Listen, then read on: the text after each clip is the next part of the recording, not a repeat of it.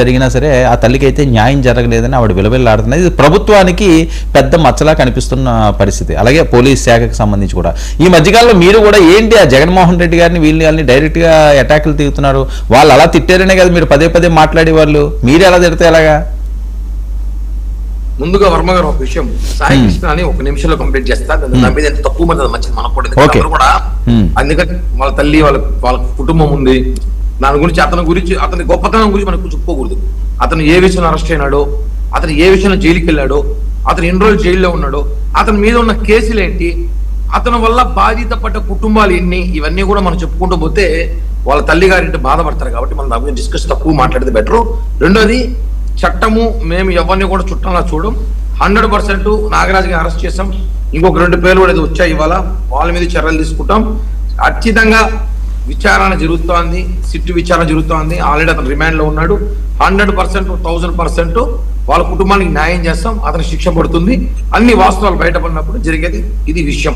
ఇది మనం 4 రోజులు మాట్లాడుతున్న సబ్జెక్ట్. కన్క్లూజ్ చేద్దాం.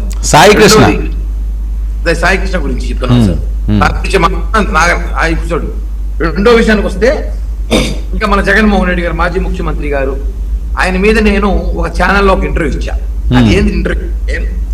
2023లో పవన్ కళ్యాణ్ గారిని ఒక పబ్లిక్ మీటింగ్ లో జగన్మోహన్ రెడ్డి పవన్ కళ్యాణ్ గారి కుటుంబాలని, వాళ్ళ తల్లిదండ్రుల్ని, వాళ్ళ పిల్లల్ని, వాళ్ళ భార్యల గురించి మాట్లాడితే ఆ రోజు వెంటనే నేను దాని మీద ఒక ప్రెస్ మీట్ పెట్టి, అయ్యా నువ్వు అందరి కుటుంబాల గురించి మాట్లాడతావు జగన్మోహన్ రెడ్డి, నీ కుటుంబం గురించి చెప్పు.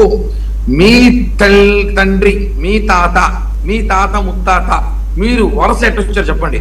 రాజారెడ్డి గారికి ఎంతమంది పెళ్ళాంలో లేకపోతే ఎవరికి పుట్టినారో క్లారిటీ ఇవ్వండి, మాకు డౌట్గా ఉంది, మళ్ళీ మీరు ఒకరి గురించి మాట్లాడమని చెప్పా. అప్పుడు చెప్పినప్పుడు రాజశేఖర్ రెడ్డి, జగన్ రెడ్డి ఎవరికి పుట్టినారో అడిగా. అప్పుడు నా మీద ఎందుకు అలాంటి మాటలు ఎందుకండి అంటే, ఆయన మా పవన్ కళ్యాణ్ గారిని మాట్లాడచ్చా? పబ్లిక్ ముఖ్యమంత్రి హోదాలో మాట్లాడాడు.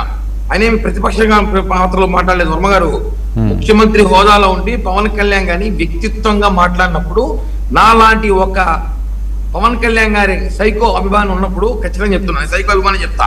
పవన్ కళ్యాణ్ గారికి నాలాంటి సైకో అభిమానం ఉన్నప్పుడు ఖచ్చితంగా నేను మాట్లాడతా. నేను మాట్లాడినప్పుడు నా మీద కేసులు పెట్టినారు, నన్ను జైలుకి పంపించినారు. ఆ రోజు జగన్మోహన్ రెడ్డి ప్రభుత్వంలో ఉన్నాడు కాబట్టి పెట్టాడు, కేసులు పెట్టాడు, నేను బెయిల్ తెచ్చుకున్నా. అదొక ఎపిసోడ్ అయిపోయింది. తాజాగా ఒక ఇంటర్వ్యూలో ఆ విషయం గుర్తు చేశా. ప్రభుత్వంలో ఉన్నప్పుడు ఇలా అంతా చేశారు నన్ను, ఇప్పుడు ఏం చేస్తారు నన్ను ఇలాంటి మాటలు మాట్లాడితే. కానీ నేను అని చెప్తే దాని వైసీపీ సోషల్ మీడియా వాళ్ళు, వైసీపీ నాయకులకి సగం బుర్ర అంటారు, వేరే మాట మాట్లాడను, ఇంకో ఓటు ఉంటుంది పక్కన. సగం బుర్రగాళ్ళు ఆ ఒక దాన్ని మాత్రమే తీసుకొని కిరణ్ రాయలు మాట్లాడినాడని చెప్తారు. తెంగరోళ్ళు వాడరు. తమాషా ఏంటి అసలు దీంట్లో? నేను అనింది కేవలం ఆ రోజుకి ఒక 1000 మంది కూడా చూడలేదు. వీళ్ళు దాన్ని కట్ చేసి 1 కోటి మంది చూపించారు. నేను జగన్ అది మాట్లాడిన మాట, వీళ్ళే జగన్ కుటుంబాన్ని, జగన్ కుటుంబం చేసిన విమర్శని 1 కోట్ల మంది చూసేలాగా చేసిన మహానుభావులు తెంగర సోషల్ మీడియా వైసీపీ. కాబట్టి చెప్తున్నా, మీకు కొంచెం బుర్ర తక్కువ, బుర్రలో వాడండి. మీరు ఆ వీడియోని కట్ చేసి మీరే ప్రపంచాన్ని పబ్లిసిటీ చేసుకున్నారు అని నేను చెప్పా. దాంట్లో తప్పే ఉంది. అధికారం లేనప్పుడు ఆ రోజు మీరు మమ్మల్ని ఇబ్బంది పెట్టినారు, హింసించినారు. ఆ రోజు పెద్దిరెడ్డి గాని, కరుణాకర్ రెడ్డి గాని, ఇంకో రెడ్డి గాని మేము ఫైట్ చేశాము, మా మీద కేసులు పెట్టారు. ఇప్పుడు జగన్మోహన్ రెడ్డి అంత మాట ఎందుకన్నా బాధపడినప్పుడు ఇదే నన్ను కూడా వ్యక్తిత్వంగా, నన్ను నా కుటుంబాన్ని అనేక సార్లు దూషించారు, విమర్శించారు. ఎవరికైనా కుటుంబమే, రాజశేఖర రెడ్డికి కుటుంబము, జగన్ కుటుంబము, రాజు కుటుంబం లేదా, అన్న విజయన్ కుటుంబం లేదా, ఎవరికైనా వాడి స్థాయిలో వాడి కుటుంబం ఉంటుంది.